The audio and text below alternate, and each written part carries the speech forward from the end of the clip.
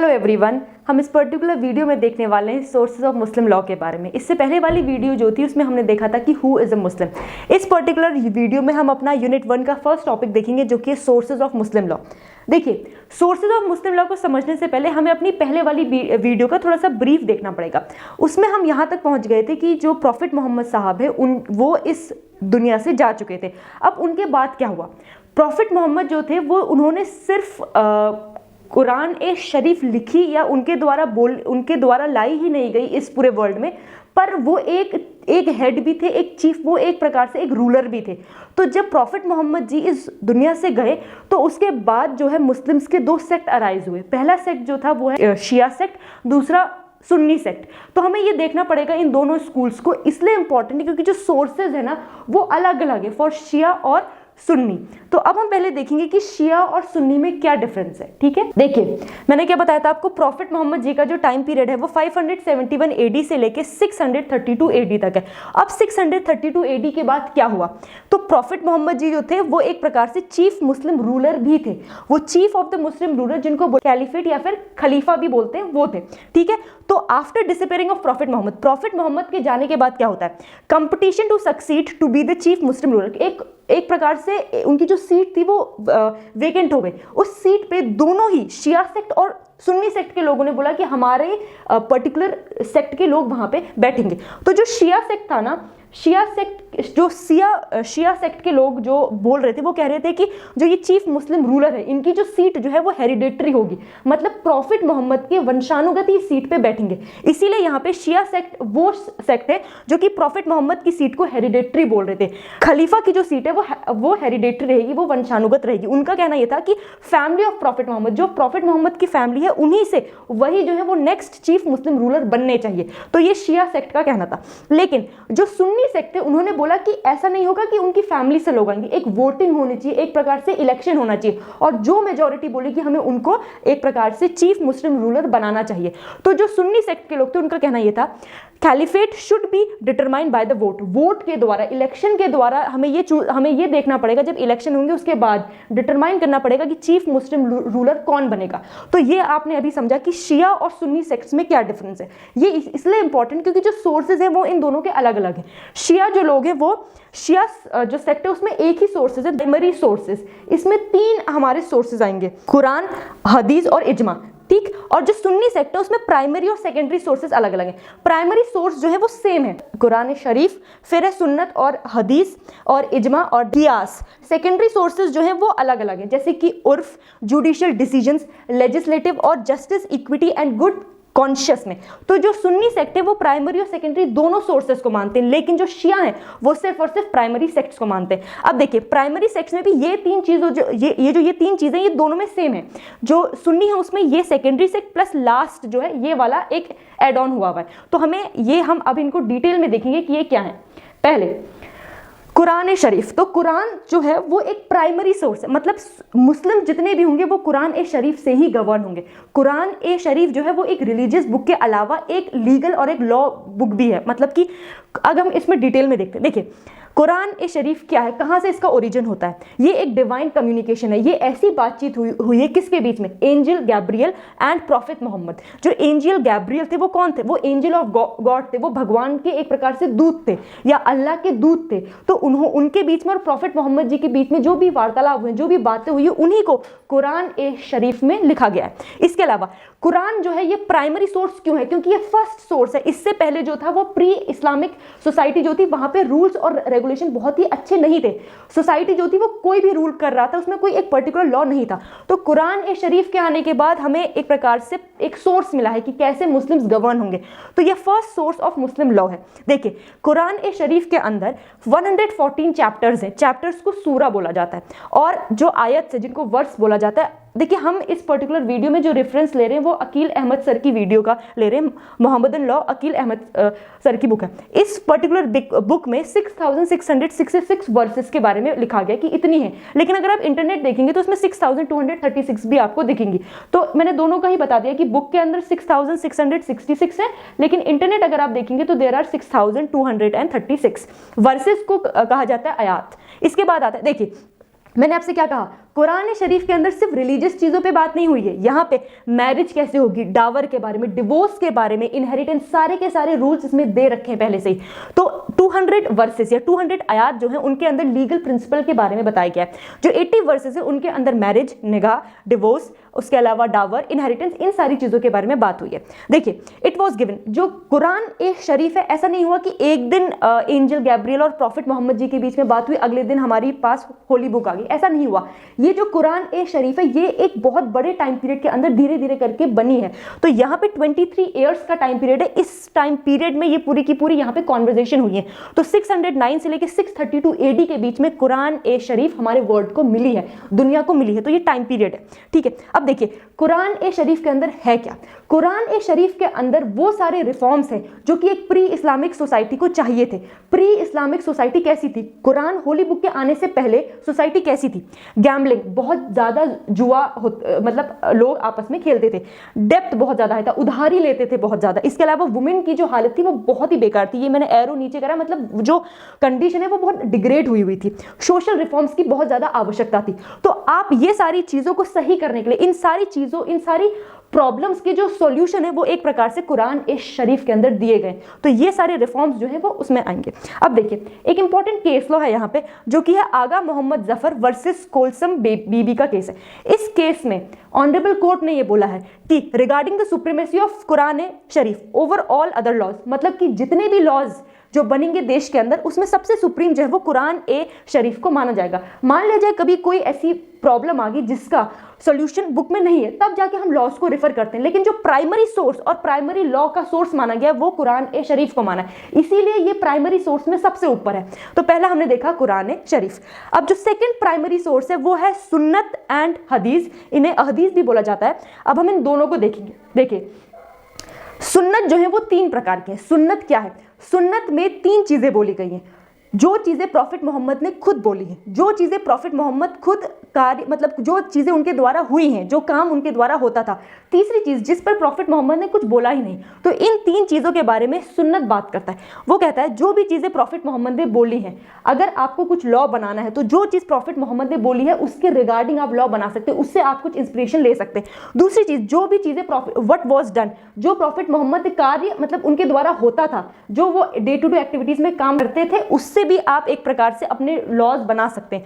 और कुछ ऐसी चीजें हैं जिसपे प्रॉफिट मोहम्मद ने ना तो उनका डिसअप्रूवल नहीं किया, ना ही उनको अप्रूव किया। अगर कोई ऐसा एक रूल है जो पहले से प्री इस्लामिक सोसाइटी से होता हुआ आ रहा है, उस पर प्रॉफिट मोहम्मद ने अपनी कोई टिप्पणी दी नहीं है, ना उन्होंने उसको अप्रूव किया, ना उन्होंने उसको डिसअप्रूव किया, उस पर वो बिल्कुल खामोश है, तो वो भी एक्सेप्ट किया जाएगा। तो यही चीजें सुन्नत में बोली गई हैं। अब इसके लिए कुछ एक प्रकार से कुछ ऐसे टर्म्स हैं जिनके बारे में आपको पता होना चाहिए। देखिए सुन्नत ए फेल, इसका मतलब क्या होता है? सुन्नत ए फेल का मतलब यह है कि जो ट्रेडिशंस प्रॉफिट हिमसेल्फ डिड, कुछ ऐसे ट्रेडिशन है जो प्रॉफिट मोहम्मद के द्वारा किए जाते थे, तो उनको हम रखेंगे सुन्नत ए फेल के अंदर। फिर है सुन्नत उल कौल। सुन्नत उल कौल का मतलब क्या है कि traditions which he enjoyed by words, कुछ ऐसे ट्रेडिशन जो कि प्रॉफिट मोहम्मद के द्वारा बोले गए, जिनको उन्होंने अप्रूवल दी है, तो वो है सुन्नत उल कौल। फिर तीसरा आता है सुन्नत उल तुकरीर। इस पे तुकरीर का मतलब है साइलेंस, कुछ ऐसी चीजें हैं जिसको प्रॉफिट मोहम्मद ने डिसअप्रूव नहीं किया, ना ही अप्रूव किया, उस पर वो बिल्कुल खामोश है।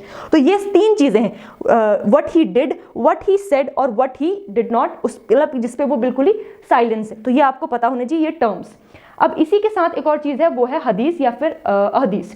देखिए सुन्नत जो है तो वो प्रॉफिट मोहम्मद के द्वारा, इस पे प्रॉफिट मोहम्मद का हमें इन्वॉल्वमेंट दिखता है कि वो कुछ बोल रहे हैं, कुछ कार्य उनके द्वारा हुआ है और किसी चीज पे वो साइलेंस है। लेकिन हदीस क्या है? ये ऐसे ट्रेडिशन है जो कि नरेट किए गए हैं बाय नरेटर्स। इसको प्रॉफिट मोहम्मद ने डायरेक्टली नहीं बोला है, लेकिन जो उनके साथ नरेटर्स रहते थे उन्होंने इनको नरेट किया है कि प्रॉफिट मोहम्मद जी ऐसा कार्य, मतलब ऐसी चीजें बोलते थे, ऐसे काम में वो इंगेज होते थे। तो ये सारी चीजें जो हैं वो डायरेक्टली प्रॉफिट मोहम्मद के द्वारा नहीं बोली गई है, ये बाय नरेटर्स बोली गई हैं जो उनके साथ रहते थे, या फिर जो होली जो बुक है उनके बारे में जो उनको प्रीच करते थे, तो उन लोगों के द्वारा ये चीजें बोली गई है। तो narration of what the profit said did और अलाउ बाय नरेटर्स, ये आपको ध्यान रखना है कि हदीस के अंदर नरेटर्स का रोल आ जाएगा। ये भी 3 प्रकार के हैं। देखिए कुछ ऐसे ट्रेडिशंस जो कि सबके द्वारा एक्सेप्ट किए गए थे। मान लिया जाए यहाँ पे 100 लोग हैं, 100 लोग हैं, और अगर वो 100 के 100 लोग उस एक पर्टिकुलर ट्रेडिशन को एक्सेप्ट कर रहे हैं तो वो आएगा हदीस ए मुतवतीर के अंदर। इसका मतलब है यूनिवर्सली एक्सेप्टेड ट्रेडिशन, ऐसे ट्रेडिशन जो कि यूनिवर्सली एक्सेप्टेड है, सबके द्वारा वो माने गए, सबने उसमें अपनी रजामंदी दी है। दूसरा टाइप का है हदीस ए मशहूर। इसका मतलब है, मशहूर का मतलब कि ग्रेटर, मतलब ज्यादातर लोगों के द्वारा उसे एक्सेप्ट किया जा रहा है। अब यहाँ पे 100 लोग एक्सेप्ट नहीं करें, पर लेकिन 60%, 70 लोग एक्सेप्ट करें, 80%, तो एक प्रकार से जो ग्रेटर मेजोरिटी के द्वारा जो एक्सेप्टेंस मिल रही है वो आता है हदीस ए मशहूर के अंदर। फिर तीसरा है वो है हदीस ए अहद के अंदर। इसका क्या मतलब है, आइसोलेटेड ट्रेडिशन, कुछ ऐसे ट्रेडिशन है जो कुछ ग्रुप के द्वारा, कुछ लोगों के द्वारा एक्सेप्ट किए गए, फॉलो किए जाते हैं, तो वो आएंगे हदीस ए अहद में। तो ये है हमारे 3 टाइप के हदीस। तो यहां हमने देखा कि सुन्नत और हदीस के बीच में डिफरेंस क्या है, इनका मीनिंग, और इनका हमने एक प्रकार से जो इस्लामिक जो टर्म्स हैं वो आपको पता होने चाहिए और आप एग्जाम में यही सारे टर्म्स लिख के आएंगे। फिर जो तीसरी जो हमारा प्राइमरी सोर्स है वो है इजमा। अब देखिए, अगर कोई ऐसी चीज, अगर किसी एक पर्टिकुलर टॉपिक के ऊपर बात हो रही है जिसपे कुरान ए शरीफ के अंदर हमें कुछ सॉल्यूशन नहीं मिलता है, सुन्नत और हदीस पे भी हमें सॉल्यूशन नहीं मिलता है, तब हम तीसरा जो सोर्स है वो है इजमा, हम इसमें जाएंगे। ये क्या है, ये है unanimous decision of jurist. Jurist के द्वारा उन्होंने कुछ ऐसा डिसीजन दिया गया है, उसको फिर हमें मानना पड़ेगा। अगर ऊपर जो 2 हमने प्राइमरी सोर्स देखे उसमें हमें इस पर्टिकुलर प्रॉब्लम का सॉल्यूशन नहीं मिलता, तब हम आएंगे इजमा के अंदर। इजमा है यूनानिमस डिसीजन, कुछ ऐसे डिसीजन है जो जूरिस्ट के द्वारा दिए गए। देखिए, व्हेन कुरान और Sunnah could not supply any rule of law for a new problem, the law making person called mujtahid used to give their common opinion और यूनानिमस डिसीजन। क्या लिखा है, सिंपली जो मैंने चीज बोली, अगर कुरान और सुन्नत के अंदर कुछ ऐसी नई प्रॉब्लम आ गई, उसका सोल्यूशन नहीं मिलता है, तब हम आएंगे ऐसे लॉ मेकिंग पर्सन, जूरिस्ट होने। जूरिस्ट वो लोग हैं जो लॉ बनाते हैं, जिनको कुरान ए शरीफ की बहुत अच्छी नॉलेज है और वो अपने ओपिनियन दोनों को मिला के फिर वो लॉ बनाते हैं। फिर हम इनके पास आएंगे और ये जो हमें डिसीजन देंगे हमें उनको मानना पड़ेगा। अब ये जो इजमा है ये भी 3 प्रकार के हैं। पहले, ऐसे लोग, ऐसे जूरिस्ट जो प्रॉफिट मोहम्मद के साथ रहे हैं, मतलब कि प्रॉफिट मोहम्मद नहीं रहे, उनके साथ जो लोग रहते थे, वो लोग अगर कोई ऐसा लॉ बनाते हैं तो वो यूनिवर्सली एक्सेप्टेड है, आपको उन्हें एक्सेप्ट करना पड़ेगा। तो remaining close to prophet Muhammad, ये ऐसे लोग हैं जो प्रॉफिट मोहम्मद साहब के साथ बहुत ही उनके कंपेनियन है, उनके साथ रहते थे, तो इनके द्वारा जो भी लॉ बनाया जाएगा वो यूनिवर्सली एक्सेप्टेड होगा, आप उसमें कोई भी ऑब्जेक्शन नहीं लगा सकते। दूसरे, इजमा ऑफ द जूरिस्ट, इसका क्या मतलब है, देखिए, अगर मान लिया जाए कंपेनियंस ऑफ प्रॉफिट मोहम्मद भी नहीं रहे। अब प्रॉफिट मोहम्मद जी का टाइम पीरियड हम देखा कि 632 AD में था, अब उनके जो साथ वाले थे उनका टाइम पीरियड भी उतना ही होगा। मान लिया जाए वो भी नहीं रहे, तब हम कहां पे जाएंगे, तब हम किसके पास जाएंगे, कोई ऐसी अगर नहीं कोई दिक्कत आ गई तो यहां पे लिखा है, in absence of any ijma of the companion the decision of other jurist is recognised. मतलब जो उनके भी फिर नीचे लोग होंगे, जो उनके भी कंपेनियन होंगे, उनसे फिर हमें लॉस बनाने के लिए जाना पड़ेगा। तो the decision of other jurist, जो दूसरे और जूरिस्ट हैं, जो फार फ्रॉम, जो directly companion of prophet Muhammad तो नहीं है, लेकिन हाँ उन नॉलेज बहुत अच्छी है, तो यहाँ पे फिर हम डिसीजन को एक्सेप्टेंस में लेके आएंगे।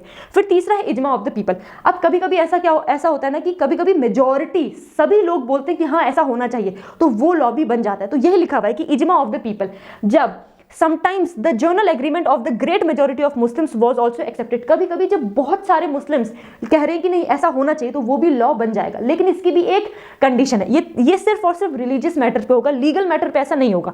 इन religious matter, not in legal matter. अब देखिए, रिलीजियस मैटर मतलब प्रेयर, फास्टिंग, पिलग्रिमेज, ज़कात, इन सब से रिलेटेड अगर कोई आपको लॉ बनाना है और मेजॉरिटी बोल रही कि हाँ ऐसा होना चाहिए, तब उसको एक्सेप्टेड मिल जाएगी। लेकिन कोई लीगल मैटर है, कोई मैरिज का आप कोई लॉज बना रहे, तो वहां ऐसा नहीं होगा। वहां आपको फिर पहले देखना पड़ेगा होली बुक में क्या लिखा है, उसके बाद फिर अगर वहां पे कोई नहीं मिल पा रहा है तो कंपेनियन ऑफ, फिर कहां जाओगे, सुन्नत में जाओगे, हदीस में जाओगे, वहां भी नहीं मिला, फिर आप इजमा में आओगे। तो ये सारी चीजें, लेकिन जब जो भी मेजॉरिटी बोलेगी वो सिर्फ और सिर्फ रिलीजियस मैटर पे बोल सकती है, लीगल मैटर पे आप नहीं बोल सकते।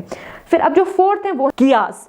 कियास होते हैं एनालॉजिकल डिडक्शन। अब देखिए, पहली 3 में भी हमें ऐसी कोई इतनी बड़ी दिक्कत आ गई जिसका सॉल्यूशन फर्स्ट 3 में हमें मिला ही नहीं, फिर आएगा हमारा फोर्थ, जो कियास का मतलब होता है एनालॉजिकल डिडक्शन। मतलब यहाँ पे ये जो है ये एक प्रकार से लास्ट प्राइमरी सोर्स है। इसका मतलब होता है रीजनिंग, मतलब सोचने समझने के बाद फिर ये यहाँ पे हम रूल्स बनाएंगे। देखो, इसमें क्या होता है ना कि कोई न्यू लॉ नहीं बनता है। पुराने जो, मान लिया जाए कोई ऐसी प्रॉब्लम आ गई है, उसका सोल्यूशन हम पहले किसी ओल्ड लॉ में देखेंगे, कुछ उससे रिलेटेड क्या कोई ऐसी एक्टिविटीज पहले हुई हैं, अगर हुई हैं तो हम वहीं से फिर वो लॉ डिड्यूस करते हैं। अब जो हम देखने वाले हैं वो है सेकेंडरी सोर्सेस। इससे पहले हमने प्राइमरी सोर्सेज सारे देख लिए, शिया के अलग, सुन्नी के अलग। लेकिन अब हम देखेंगे सेकेंडरी सोर्सेज। सेकेंडरी सोर्सेज जो है वो सिर्फ और सिर्फ शिया में ही एप्लीकेबल है। फर्स्ट जो आता है ये है उर्फ और तामूल, मतलब कि कस्टम्स, हिंदी में कहते हैं रीति, जो कि बहुत सालों से चलती हुई आ रही है। देखिए, जो ये उर्फ और तामूल है ना, ये बहुत पहले से ही थे, ये प्री इस्लामिक सोसाइटी में भी थे, लेकिन कुछ जो थे उनको प्रॉफिट मोहम्मद साहब ने एक्सेप्टेंस दी और जो मेजॉरिटी थे उनको हटा दिया गया। तो यहाँ पे लिखा गया है बिफोर इस्लाम, इस्लाम से पहले, इस्लाम के आने से पहले अरब्स वर गवर्न्ड बाय कस्टमरी लॉस। कुछ ऐसे लॉस थे उनके द्वारा before the emergence of Islam उनसे गवर्नेंस होती थी। लेकिन आफ्टर इस्लाम, जब इस्लाम आया तो बहुत सारे जो ये उर्फ और तामूल थे इनको एबॉलिश कर दिया गया, लेकिन सम कस्टम्स को वैलिड माना गया, कुछ जो कस्टम्स थे उनको वैलिड माना गया। तो अब इनके लिए कुछ ऐसे रिक्वायरमेंट है। क्या रिक्वायरमेंट है? जब ये रिक्वायरमेंट होंगी तब हम उनको एक प्रकार से एक्सेप्टेंस देंगे। पहली चीज, कस्टम्स जो होने चाहिए वो एक पर्टिकुलर एक एरिया के अंदर एप्लीकेबल होनी चाहिए। क्या लिखा है कि journal prevalence in a country is necessary, उनका मौजूद होना या फिर बहुत सारे लोगों के द्वारा उनकी एक्सेप्टेंस उस पर्टिकुलर रीति के लिए, उस कस्टम्स के लिए बहुत इंपॉर्टेंट है, तभी उसको वैलिड माना जाएगा। दूसरी, इट मस्ट बी टेरिटोरियल, वो एक पर्टिकुलर लैंड के अंदर लोगों के द्वारा यूज में होना चाहिए, ये होगा। तीसरी चीज, इट शुड बी इमेमोरियल, मतलब कि वो बहुत एंशियंट होने चाहिए। ऐसा नहीं कि 2 दिन पहले कोई चीज आई, नहीं, वो सालों से 500 ईयर्स, 600 ईयर्स, ये इतने सारे, जब एंशियंट टाइम पीरियड होगा, जो टाइम पीरियड है ना वो एक प्रकार से ह्यूमन मेमोरी से बहुत पहले का होना चाहिए। ऐसा नहीं कि 1 साल पहले कोई आप रीति ले आए, नहीं, उनका जो है वो टाइम पीरियड वो बहुत एंशियंट होना चाहिए। It must be ancient in and invariable. Valid होने का मतलब ये है कि जब से भी वो स्टार्ट हुआ है वो तब से निरंतर चलता आ रहा है, उसमें बीच में कहीं भी कोई हिंड्रेंस नहीं आई, कभी भी वो बीच में रुका ना हो। ये एक बहुत इंपॉर्टेंट खासियत है जो कि रिक्वायरमेंट है उसको वैलिड करने के लिए। It should be not oppose to the public policy. अब देखिए, कोई भी ऐसी चीज है, कोई भी ऐसा लॉ है, वो अगर वो लोगों के ही अपोज में बात कर रहा है तो फिर उसको अलाउंसेस नहीं दी जाएगी, उनको कोई भी वैलिड नहीं माना जाएगा। तो यहाँ लिखा है कि वो पब्लिक पॉलिसी को अपोज नहीं करना चाहिए, उनको वो एक प्रकार से सपोर्ट करना चाहिए, तभी वो वैलिड माना जाएगा। देखिए, इफ इन